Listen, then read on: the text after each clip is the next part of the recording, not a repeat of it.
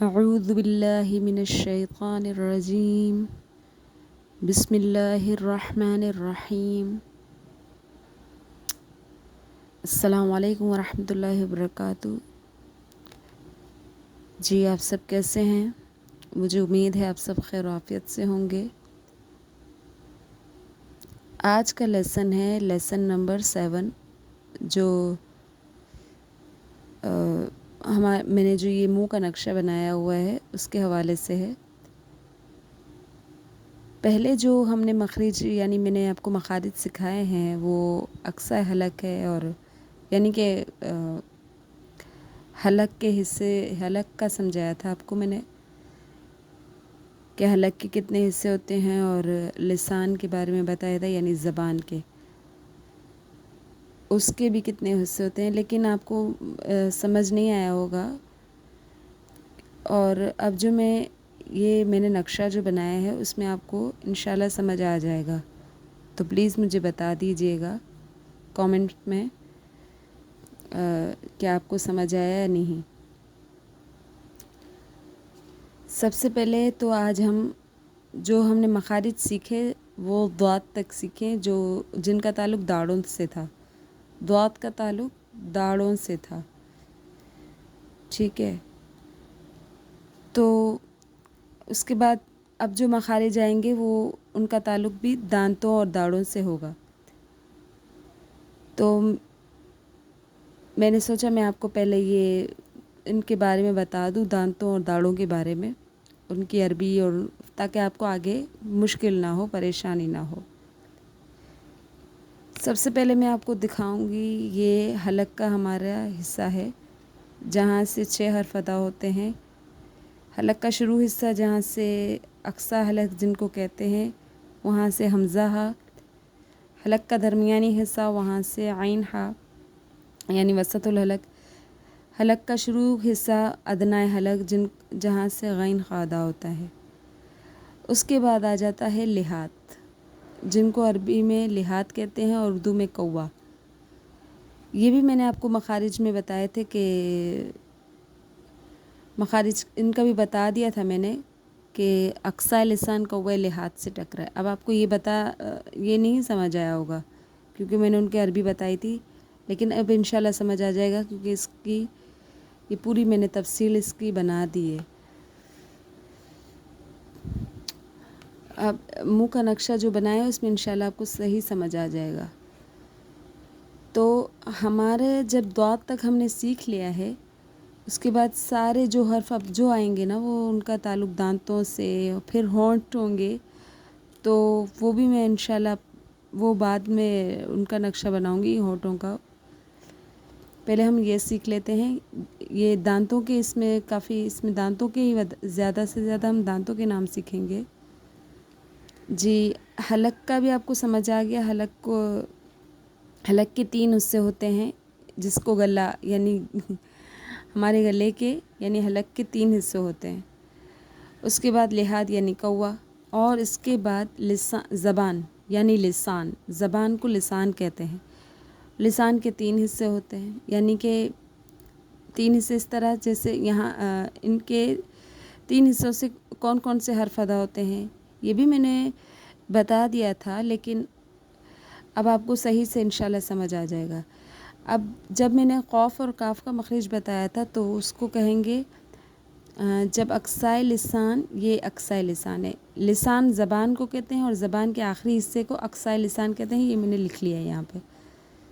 زبان کا آخری حصہ اس کو اقصی لسان کہتے ہیں۔ جب اقصی لسان کوے لحاظ سے ٹکرائے تو 2 حرف ادا ہوں گے، قاف، اور کاف تب ادا ہوگا جب تھوڑا سا ذرا ہٹ کر ٹکرائے تب کاف ادا ہوگا۔ ویسے قاف اور کاف اقصی لسان اور کوے لحاظ سے ٹکرائیں گے تو قاف اور کاف ادا ہوگا۔ اسی طرح میں نے آپ کو جیم شنیا کا بھی بتایا تھا کہ جیم شنیا زبان کے درمیانی حصہ یعنی وسط اللسان، شجر اللسان بھی کہہ سکتے ہیں، اس کو دونوں کہہ سکتے ہیں۔ تو وہ زبان کا درمیانی حصہ،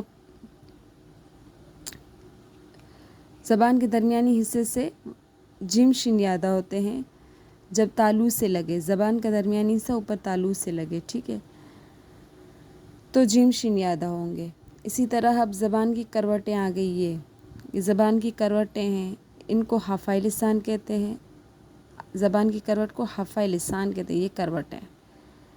ٹھیک ہے. اس کے بعد حافظ لسان 5 داڑوں سے لگے تو یہ ضاد ادا ہوگا. ایک ضاد، ہم ضاد پڑھیں گے، اس طرح پڑھیں گے ضاد. ٹھیک ہے. اور اس کے بعد آ جاتا ہے طرف اللسان، زبان کا آخری حصہ طرف اللسان. دیکھیں سوری، زبان کا شروع حصہ طرف اللسان کہیں گے، زبان کے آخری حصے کو اقصی لسان کہیں گے. یہاں سے جو حرف ادا ہوں گے وہ بھی میں آپ کو انشاءاللہ اگلے ویڈیو میں بناؤں گی، اس میں بتاؤں گی. پہلے ہم اس کا پورا یہ سمجھ لیتے ہیں نقشے کی. اس میں جو حرف میں نے یہ حرفوں کی دانتوں کے نام جو بتائے ہیں اس کا ہم سمجھ لیں گے. اب طرف اللسان کا بھی آپ کو سمجھ آ گیا. زبان کے آخری یعنی کہ شروع کے حصے کو طرف اللسان کہتے ہیں. اس کے بعد آ جاتے ہیں ہم دانتوں پر. ہمارے منہ کے اندر ٹوٹل دانت 32 ہیں. ٹھیک ہے. اور 20 داڑیں ہیں اور 12 دانت ہیں.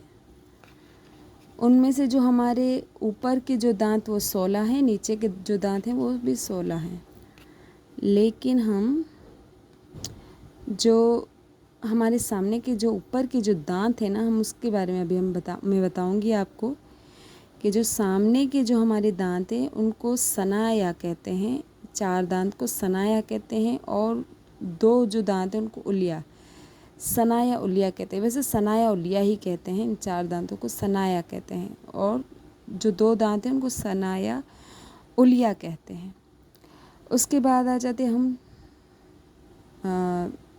ثنایا علیا کے یہاں پر یہ 4 دانت ہیں، ان کو رباعی کہتے ہیں. ثنایا کے جو 7 دانت ہیں یعنی کہ دائیں بھی اور بائیں بھی، لیکن میں نے ایک طرف ہی لکھ لیا ہے. ٹھیک ہے.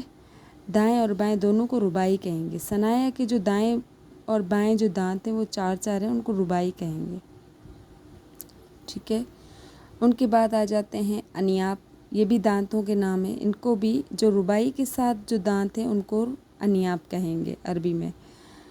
اس کے بعد آ جاتے اب ہم آ جائیں گے داڑوں پر. تو داڑوں کو زواحق کہتے ہیں. جو 4 داڑیں ہیں اوپر کی شروع کی جو 4 داڑیں ہیں ان کو زواحق کہیں گے. اس طرف بھی اور اس طرف بھی، یہ دونوں زواحق ہی ہیں. ٹھیک ہے. اس کے بعد آ جاتے ہم زواحق کے ساتھ جو ہے نا داڑھ ہے ان کو طواہن کہتے ہیں. وہ بھی 4 ہیں. وہ بھی اوپر اور نیچے، آگے اور دائیں اور بائیں، ان کو طواہن کہیں گے.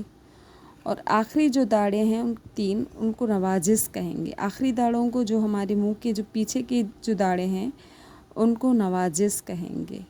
آخری کی یہ بھی دائیں اور بائیں، اوپر اور نیچے، ان کو نواجس کہیں گے. یہ تو ہو گئے دانتوں اور داڑوں کے نام. اور لسان کا انشاءاللہ یہ آپ کو سمجھ آ گیا ہوگا. اگر آپ کو پلیز اگر سمجھ آ جائے تو مجھے کامنٹس میں بتا دیجیے گا. اور اگلی ویڈیو میں آپ کو پھر مخارج کے بارے میں بتاؤں گی اور انشاءاللہ آپ کو آسانی سے سمجھ آ جائے گا کیونکہ ان کا تعلق دانتوں سے ہے. جو آگے اب میں مخارج بتاؤں گی ان کا تعلق دانتوں سے ہے. اب انشاءاللہ میں آگے آپ کو دوسرے مخارج بتاؤں گی.